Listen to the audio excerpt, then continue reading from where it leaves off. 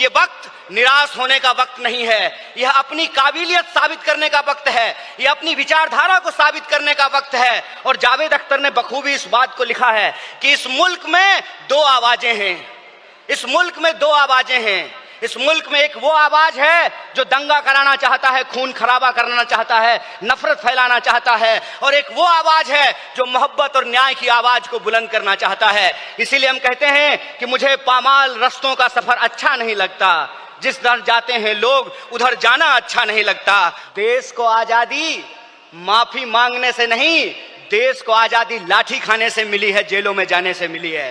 ये वो दौर है कि हमारे सामने एमपी एमएलए बनने के अलावे गांधी बनने का अवसर है, भगत सिंह बनने का अवसर है, सरदार वल्लभ भाई पटेल बनने का अवसर है, सुभाष चंद्र बोस बनने का अवसर है, एनी बेसेंट बनने का अवसर है, अंबेडकर बनने का अवसर है। वह पथ क्या, पथिक कुशलता क्या, जिस पथ में बिखरे सूल ना हो, नाविक की धैर्य परीक्षा क्या, जब धाराएं प्रतिकूल ना हो। दोस्तों, आज हमारे लिए बहुत गर्व का विषय है कि हम लोग एआईसीसी के सेशन में शामिल हो रहे हैं, और ऐसी जगह पे शामिल हो रहे हैं जो अपने आप में एक ऐतिहासिक जगह है, इस देश के निर्माण में जिसकी बहुत बड़ी भूमिका है।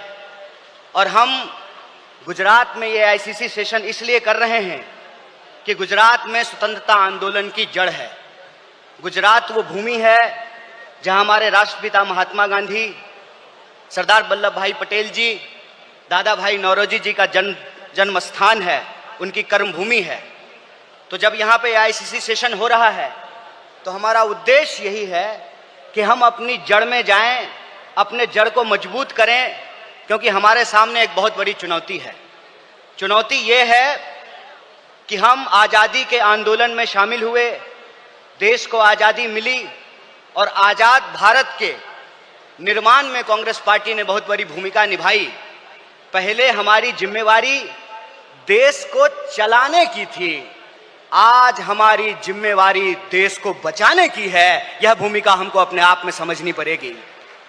देश को चलाने की जिम्मेवारी ऐसे थी कि देश आजाद हुआ, देश का संविधान बना, और उस संविधान के आधार पर भारतीय लोकतंत्र फलना फूलना शुरू किया। कुछ दशकों के बाद कुछ ऐसी शक्तियां आज सत्ता पर काबिज हुई है जिन्होंने आजादी के आंदोलन में हिस्सा नहीं लिया। इसीलिए मैं बार बार कहता हूं, देश को आजादी माफी मांगने से नहीं, देश को आजादी लाठी खाने से मिली है, जेलों में जाने से मिली है। यह जो आजादी मिली है, इस आजादी को जो लोग मानते नहीं हैं, कहते हैं ना, जिन्होंने अपना खून पसीना नहीं बनाया हो घर को बनाने में, उनको घर की बचाने की कोई जद्दोजहद नहीं होती है। घर को जब बिगड़ रहा हो तो उनको कोई तकलीफ नहीं होती है। जो संविधान को बनाए हैं वही संविधान को बचाना चाहते हैं, जो आजादी दिलाए हैं वही आजादी को बचाना चाहते हैं, जो देश को बनाए हैं उन्हीं को देश को बचाना पड़ेगा। बताइए, कांग्रेस पार्टी का एक एक कार्यकर्ता जो देश की आजादी पर गर्व करता है, देश के स्वतंत्रता आंदोलन पर गर्व करता है, उस आजादी को बचाने के लिए आप संघर्ष करेंगे कि नहीं करेंगे? अगर आप संघर्ष करेंगे तो ये लड़ाई बिल्कुल आमने सामने की लड़ाई है।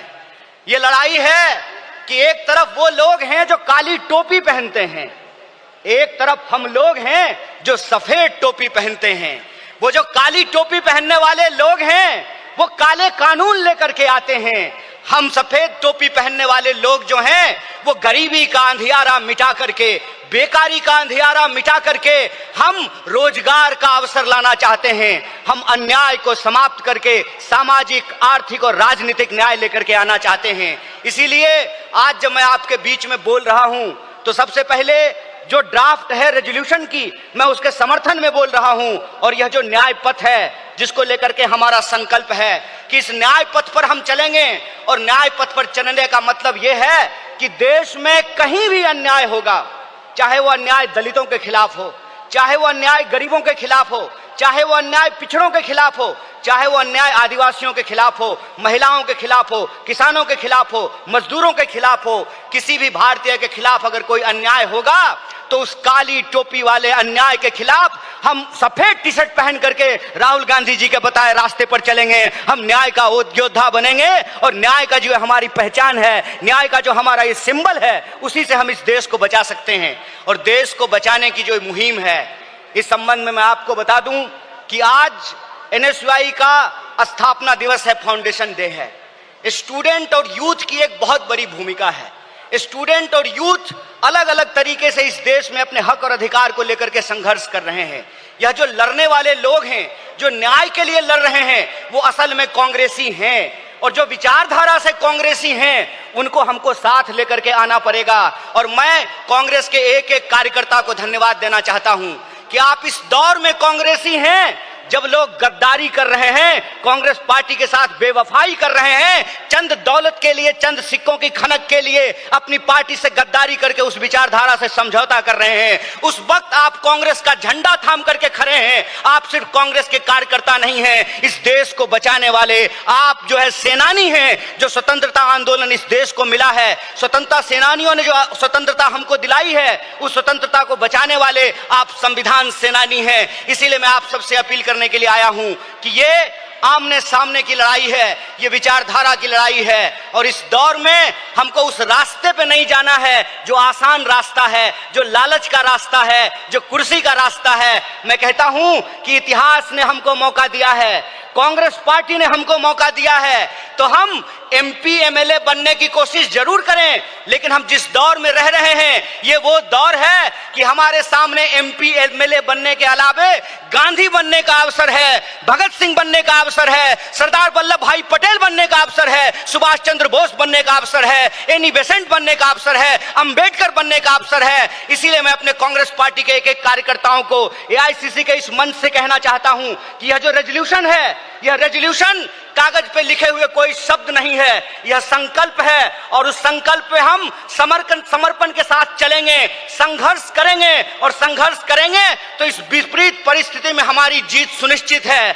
मैं देखता हूं कि कई बार कांग्रेस के कई कार्यकर्ता निराश हो जाते हैं, तो मैं उनको कहता हूं कि यह वक्त निराश होने का वक्त नहीं है, यह अपनी काबिलियत साबित करने का वक्त है, यह अपनी विचारधारा को साबित करने का वक्त है। और जावेद अख्तर ने बखूबी इस बात को लिखा है कि इस मुल्क में दो आवाजें हैं, इस मुल्क में दो आवाजें हैं। इस मुल्क में एक वो आवाज है जो दंगा कराना चाहता है, खून खराबा करना चाहता है, नफरत फैलाना चाहता है, और एक वो आवाज है जो मोहब्बत और न्याय की आवाज को बुलंद करना चाहता है। इसीलिए हम कहते हैं कि मुझे पामाल रास्तों का सफर अच्छा नहीं लगता, जिस दर जाते हैं लोग उधर जाना अच्छा नहीं लगता।